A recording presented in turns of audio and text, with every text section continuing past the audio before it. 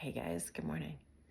I have to be transparent. I was going through my phone and I realized all the sincere update videos I made for this channel. I don't think I posted. I made them. So, intention is great, right? I did intend to post them, but I realized I just haven't sat and chatted with you in a bit. So, anyway, I have coffee. Here we are. I just want to catch you up. So if you're just joining the channel, I actually started this as the Journey to Happiness 2 years ago. But what it really was a place where I discovered I really couldn't share my truth authentically in all areas of my life. I was looking to develop it online, but this was actually a channel I started because there was no one watching it and I could just post as authentically and raw whatever I wanted to post as possible. That's where it started in its inception. So it's like literally videos of me like tying my shoes before I go for a walk. And it came from my husband being like, I can't handle you going back and forth if you post a video, just find a place and post it. And since no one was there and no one I knew, it was easy to upload. And I kind of started to get in a spiritual state. But really, what was that about? So how are those two things related? Because they are, and I need to land that. My personal journey to happiness is related to my ability to express myself in a holistic fashion, regardless of where I am, whether it's online or in person. And I was discovering a lot of layers to who I was, where I was, and who I wanted to be. And it was kind of foggy, but I truly believe that the Holy Spirit or my inner being, whatever you want to call it, our spiritual journey tether, called me to do these things in different ways. And it's been phenomenal, and what a breakthrough, because really starting this channel has been a huge part of my happiness. Because what was this really about? Land that. Truly, my spiritual foundation is believing that we are what physics has shown, energy. We are vibration. We are constantly vibrating, mostly space. And that's pretty woo-woo at the end of the day. And that's spiritual energy. And so we're like little batteries vibrating, and we attract stuff to us. And what we attract is based on what we think, what we feel, and what we believe is possible, because God gave us with his imaging device. We are creative in nature. This is a very core part of my belief system. It goes right along with the Bible and the Course of Miracles and everything else, which I do plan to get into and unpack in this journey. I was raised very Christian right wing, grew up being homeschooled. I studied Dr. Dobson's interpretation of the Bible next to the most recommended evangelical Bible, Christian Bible of the time, right? All throughout my childhood, I got quite an education and had a lot of questions. I followed those questions. I've studied Buddhism, Taoism, Hinduism, and a lot of spirituality, Course in Miracles, and expanded my understanding of what I believe is true, which led me into this vibrational conversation, which to me is very congruent because it says there's a loving God who created a living biology. It's not mechanistic. It's not like a dead robot that it always does the same thing. Everything is impacted by consciousness, and everything is alive. So everything I look at, like it's a little more like Avatar, the movie. Like everything I look at is stimulated by me looking at it and impacted by it. So we're all co-creating all the time. So that's why someone can have a disease and die, and someone can have a disease and live. It's completely impacted by their environment, what the people believe around them, right? Like all of these things. It's very logical, very scientific. It aligns with a loving God, a loving force, physics, and that you are empowered with free will to create whatever reality you want based on what you think and feel. Unfortunately, we have not been taught that we have power over what we think and feel, and that's one reason we aren't really feeling so vibrant and active in our creation. Now, that belief set I had intellectually when I started this channel. So I could tell you all about it, and I could be like, yeah, we're vibration and we attract. But it became very clear to me 2 years ago that I was not living it. I could say it, I could speak it, I could listen to Abraham all day long on the radio. I could read spiritual material, and like while I was listening to it, I got it. But in my choices and the active way I was showing up, I had this big moment in my backyard last year. And I've lost a lot of my pets. So I lost my puppy this year. I lost 2 bunnies last year. It was like, I've had a lot of loss in the span of exploring this journey to happiness, because truly by starting this channel and doing this, what happens is ask and it is given, right? That's biblical. And Abraham Hicks, like I'm in constant communication with my spiritual, with reality, right? With the spirit world, which is what reality is. So it's a strange way to say it, right? But I'm just constantly asking for information and being given it. So my evolution is happening quickly, and it might appear like there's a lot of drama in my space, but I have had very intense asking, and I've held myself back a long time. In fairness, I knew that I had held myself back for about 5 years when I started, well, probably about 4 years when I started this channel. So I knew that once I really started to release the reins, I have enough built up energy in my vortex and desires that I'm going to move pretty quickly. Like, so my big ask has been to be ready, because when that starts to happen and I get sucked into the energy of intense creation that's waiting for me, I can panic and back out or shut down. So I also want to be ready, because there's a lot to it. If I become more visible online, and if I become more famous of a person, I have always really not wanted to be famous. I think I could potentially be famous. That's probably why I really didn't want to do it for a long time.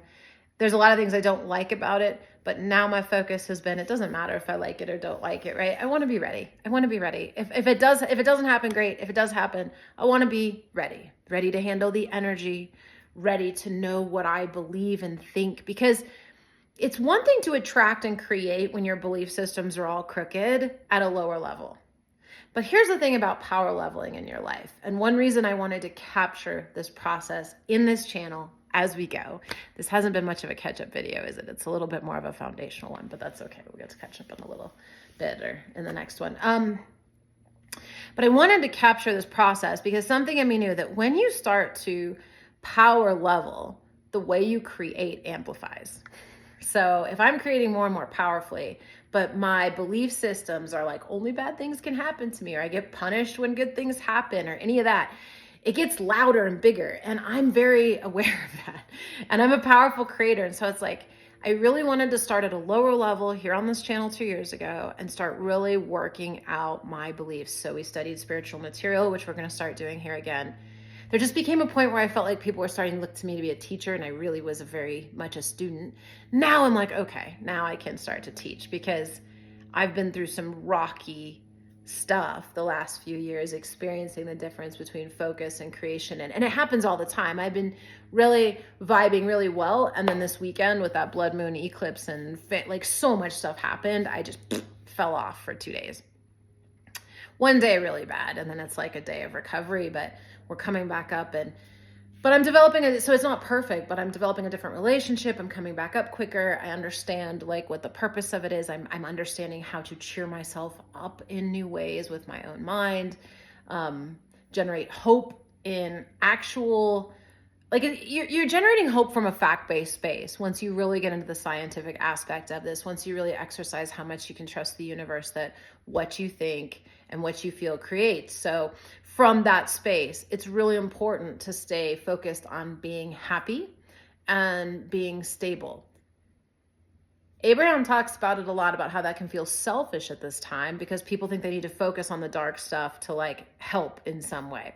And it's very important to understand that while it sounds absolutely ridiculous, spirit comes through in all ways. And that includes writing and speaking and songs at all times.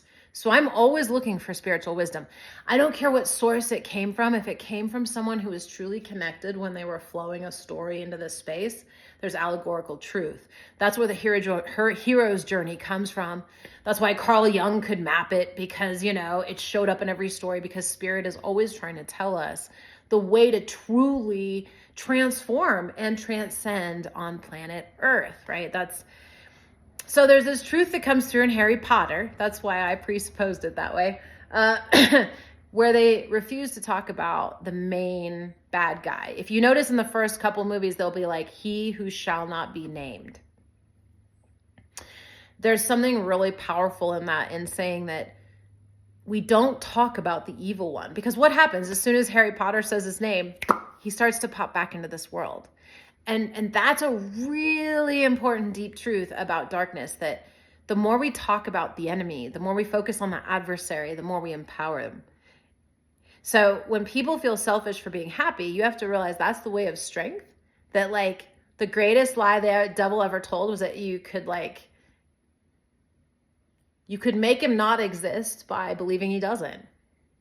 That's like, you literally suck the power away.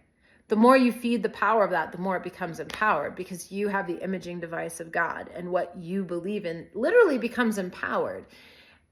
And coming from a biological perspective, that can be very confusing. But when you come from a physics perspective, that you're mostly space and electrons and swirling atoms and like all this stuff, it's really not that weird.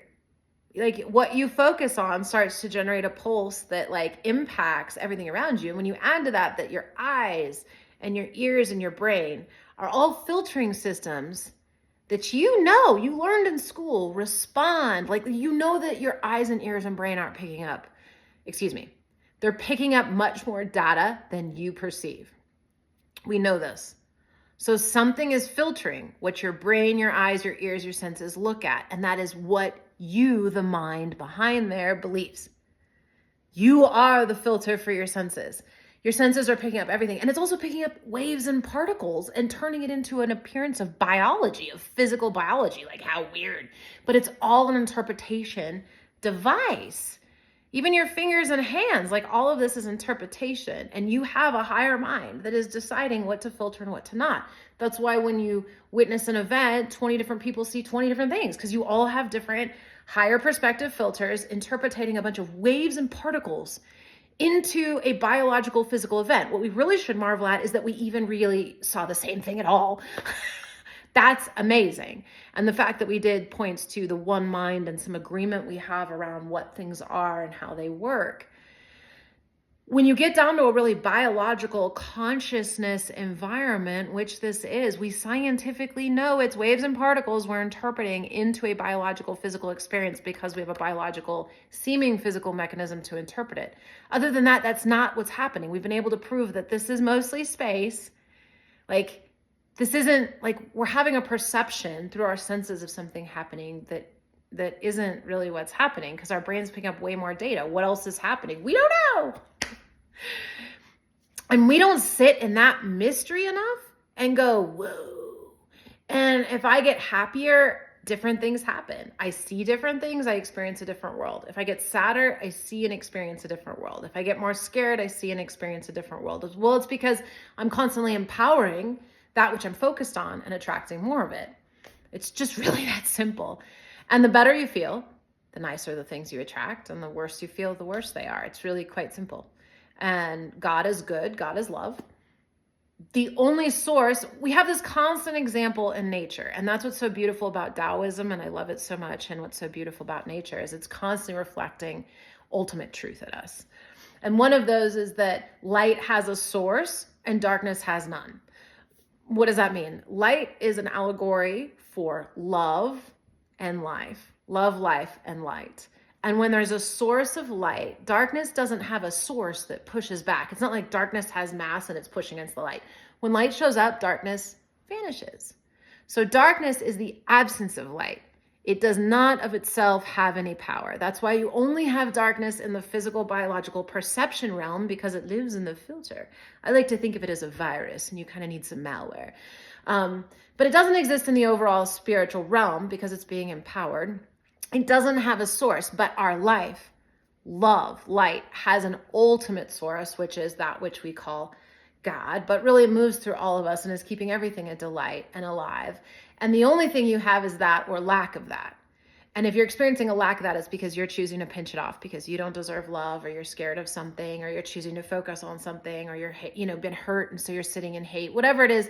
And that's why the more you open up to love and can focus on anything that you love, be it a pet, a tree, you start to open that, then healing can come through, light, life. And the more we do that, the younger we look.